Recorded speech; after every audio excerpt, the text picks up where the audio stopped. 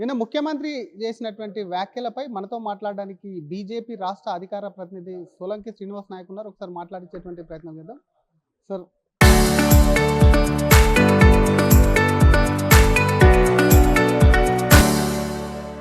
నిన్న ముఖ్యమంత్రి మాట్లాడితే డ్రగ్స్ కేసు పైన, ఎందుకంటే మొయినాబాద్ ఫామ్ హౌస్కి సంబంధించి ఇప్పటికే అటు బీఆర్ఎస్ మాజీ ఎమ్మెల్యే దొరికింది. దాని మీద బీజేపీ ఎక్కడ కూడా మాట్లాడట్లేదు. ఎందుకు మాట్లాడట్లేదు? ఇద్దరు లోపాయికారంగా ఒకటయ్యారని చెప్పి మీ మీద విమర్శలు చేశారు. నిజంగానే వాళ్ళతో కలిసిపోయారా రోహిత్ రెడ్డితో కానీ బీఆర్ఎస్తో? అందుకే మీరు మాట్లాడట్లేదా?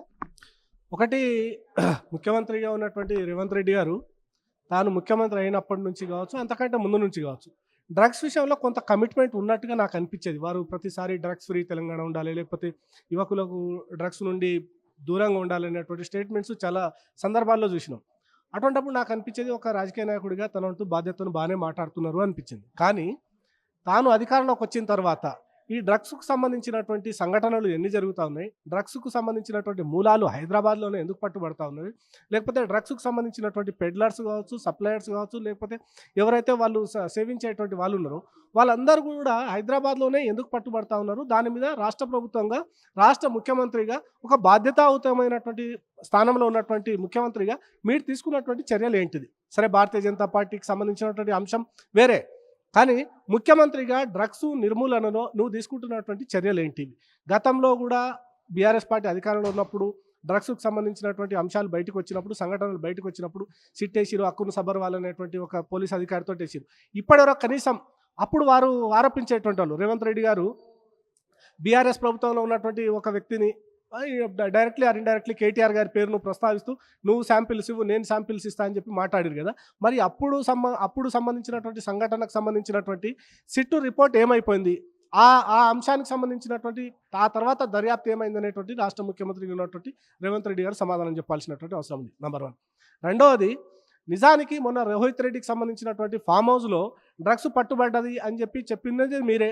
అక్కడ పట్టుకోవడానికి పోలీస్ అధికారులు వెళ్తే వాళ్ళ మీద గన్ ఫైరింగ్ చేసిరని చెప్పింది మీరే. మరి గన్ ఫైరింగ్ చేసేంత వరకు వ్యవహారం నడుస్తూ ఉందనంటే నీ పాలనా వైఫల్యం కాదా అని చెప్పేసి ఈరోజు భారతీయ జనతా పార్టీ ప్రశ్నిస్తూ ఉన్నది. ఈ డ్రగ్స్కు సంబంధించినటువంటి పెడ్లర్స్ ఎవరున్నా కూడా దాని మీద నువ్వు తీసుకున్నటువంటి చర్యలు ఏమున్నాయనేటువంటిది ఈరోజు శూన్యంగా కనబడతా ఉన్నాయి.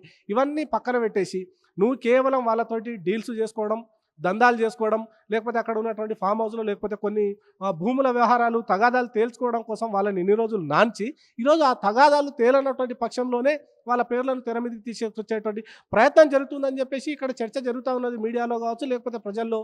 సో ఈ రకమైనటువంటి అపోహాలు, ఈ రకమైనటువంటి అనుమానాలు, ఈ రకమైనటువంటి ప్రశ్నలు మీ వైపు సంధిస్తున్నటువంటి సందర్భంలో డ్రగ్స్ విషయంలో మీరు తీసుకున్నటువంటి చర్యలు ఏంటి అనేటువంటిది చాలా స్పష్టంగా చెప్పాల్సినటువంటి అవసరం ఉంది. గతంలో దుబాయ్లో కూడా కేదార్నాథ్ అనేటువంటి వ్యక్తి చనిపోయినప్పుడు కూడా రాష్ట్ర ప్రభుత్వంకి సంబంధించినటువంటి పెద్దలు కావచ్చు, కాంగ్రెస్ పార్టీకి సంబంధించినటువంటి కొంతమంది వ్యక్తుల యొక్క ప్రమేయం ఉంది. ఆ మొత్తం దందా వెనక అనేటువంటి ఆరోపణలు కూడా వచ్చినాయి. దాని మీద ఈ రోజు వరకు రాష్ట్ర ముఖ్యమంత్రి గారు స్పందించలేదు. సో ఈ రకంగా తన యొక్క బాధ్యతలను మరిచి, తన యొక్క బాధ్యతల నుండి పక్కదారి బట్టి కేవలం ఈ అంశాన్ని పక్కదారి పట్టించడం కోసం భారతీయ జనతా పార్టీ మీద, లేకపోతే భారతీయ జనతా పార్టీకి సంబంధించినటువంటి మంత్రుల మీద, కొందరి మీద నెపం నెట్టేసేటువంటి ప్రయత్నం జరగడం ఏదైతే ఉందో అది కేవలం ఈ డ్రగ్స్ దందానంతా కూడా 2 రోజులు ఏదో తూతు మంత్రంగా జరపడం, దాన్ని బెదిరించడం, దాని వెనుక ఉన్నటువంటి గుట్టునంతా తన చేతిలోకి తీసుకొని వాళ్ళ యొక్క డ్రగ్స్ డీల్స్ ఏవైతే ఉన్నాయో, అవి ల్యాండ్ డీల్స్ ఉన్నాయా లేకపోతే ఇంకేం డీల్స్ ఉన్నాయో అవన్నీ ఫుల్ఫిల్ చేసుకున్న తర్వాత ఈ కేసును పక్కదారి పట్టించేటువంటి, మాయం చేసేటువంటి ప్రయత్నం అయితే 100% కనిపిస్తూ ఉన్నది. మీరేమో డీల్స్ కోసం ఒకవైపు ముఖ్యమంత్రి పక్కదారి పట్టిస్తున్నా, ముఖ్యమంత్రి స్పష్టంగా చెప్తున్నాడు బీజేపీకి సంబంధించి అది ఎన్నికల ముందు కావచ్చు, ఎన్నికల తర్వాత కావచ్చు, బీఆర్ఎస్లో బీజేపీ విలీనం అవుతుందా, పొత్తు పెట్టుకుంటారు, ఇటువంటి అంశాలన్నీ వాళ్ళ మధ్యలో జరుగుతున్నాయి. దానికి సంబంధించి నేను ఇప్పుడే మాట్లాడకపోయినా డెఫినెట్గా విషయం జరుగుతుంది కాబట్టి బీజేపీ కొంత ఆ విషయంలో ఆచితూచి మాట్లాడాలా లేదా అనే ఆలోచనలో ఉన్నట్టు కూడా ఆయన చెప్తున్నారు. సరే, బీజేపీ ఏం చేస్తుంది అనేటువంటి పక్కన పెడితే, ముఖ్యమంత్రిగా కాళేశ్వరంలో అవినీతి జరిగింది, దాన్నంతా బయటికి తీస్తా, లేకపోతే ఆ దాంట్లో ఉన్నటువంటి మొత్తం నిందితులు లేకపోతే నేరస్తులు ఎవరైతే ఉన్నారో వాళ్ళని అందరినీ జైలు పాలు చేపిస్తా అని చెప్పేసి మాట్లాడినటువంటి ముఖ్యమంత్రి గారు ఈ రోజు వరకు కనీసం వాళ్ళ మీద ఛార్జ్ షీట్ వేసేటువంటి ప్రయత్నం చేసిరా? నెంబర్ 1. ఈ కార్ రేస్ విషయంలో మొత్తం దాంట్లో కేటీఆర్ కోట్ల రూపాయలు దోచేసిడు, ప్రజాధనాన్ని అంతా కూడా లూటీ చేసిరని చెప్పేసి ఏమంటారు ప్రకటనలు ఇస్తూ ఈ రోజు వరకు కేటీఆర్ను కనీసం కదిలి టచ్ చేసేటువంటి ప్రయత్నం చేసిర్రు రాష్ట్ర ముఖ్యమంత్రి గారు. నంబర్ 1 విద్యుత్తు కొనుగోలు అంశంలో కుంభకోణాలు జరిగినాయి. దాని వెనుక చాలా కూడా అవినీతి జరిగింది. ఈ రాష్ట్ర ప్రభుత్వంలో ఉన్నటువంటి కేసీఆర్ గారు, కేటీఆర్ గారు, హరీష్ రావు గారు, ఇంకా XYZ వీళ్ళందరూ కూడా దాంట్లో ప్రమేయం ఉంది. వీళ్ళందరినీ కటకటాల పాలు చెప్పిస్తా అని చెప్పి మాట్లాడినటువంటి ముఖ్యమంత్రి గారు ఈ రోజు వరకు తీసుకున్నటువంటి చర్యలు ఏంటి? ఈ డ్రగ్స్ వ్యవహారంలో కూడా నేను ఇందాకనే చెప్పినట్టుగా దాని వెనక ఉన్నటువంటి ముఠా ఎవరు?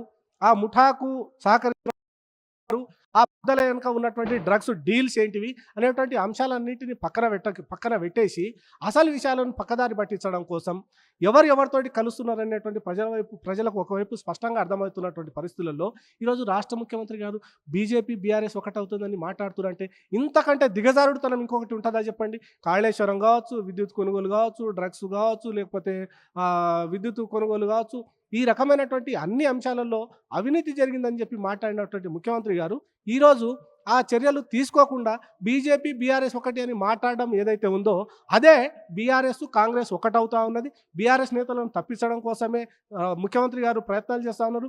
కేసీఆర్ గారిని కాపాడడం కోసం, కేటీఆర్ గారిని కాపాడడం కోసమే ఈ రకమైనటువంటి అగసాట్లు పడతా ఉన్నారు.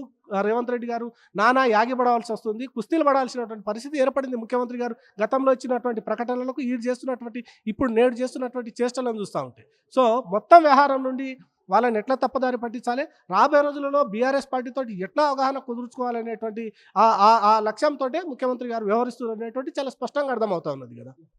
Thank you sir. ఇది ఒకవైపు అసలు బీజేపీని బీఆర్ఎస్ కాంగ్రెస్ కూడా లోపాయికార ఒప్పందంతో బీజేపీ పైన నెపం నెట్టేటువంటి ప్రయత్నం చేస్తున్నారు. ఉన్నటువంటి కేసులు అది విద్యుత్ కొనుగోళ్లకు సంబంధించిన అంశం కావచ్చు, గతంలో ఉన్నటువంటి కేసులకు ఈకార్ రేస్ కావచ్చు, కాళేశ్వరం సంబంధించి కూడా ఎందుకు చర్యలు తీసుకున్నారు, అసలు డ్రగ్స్ కానివ్వండి, ఆ గన్కి సంబంధించిన వ్యవహారం ఎందుకు పరిపాలన పరంగా కూడా ముఖ్యమంత్రి విఫలమయ్యారు, అసలు డ్రగ్స్ దందా వెనుకున్నటువంటి అసలైన నాయకుడు ఎవరు ఎందుకు తేల్చట్లేదు, అసలు వీటన్నిటి కూడా సెటిల్మెంట్ల వెనకాల కూడా రేవంత్ రెడ్డి అస్తం ఉందన్న అనుమానం కూడా బీజేపీకి ఉంది. అక్కడ తేడా కొట్టి ఇక్కడ ఇరికించారు తప్ప అగ్రనేత ఎవరు అన్నది కూడా కూపిలాగే ప్రయత్నం చేయకుండా మా మీద నిందలు వేస్తే ప్రజలంతా గమనిస్తున్నారు. సరైన సమయంలో బుద్ధి చెప్తారని బీజేపీ రాష్ట్ర అధికార ప్రతినిధి డాక్టర్ సోలంకి శ్రీనివాస్ నాయక్ అంటున్నారు. కెమెరామెన్ గజబ్తో శ్రీధర్, RTV, హైదరాబాద్.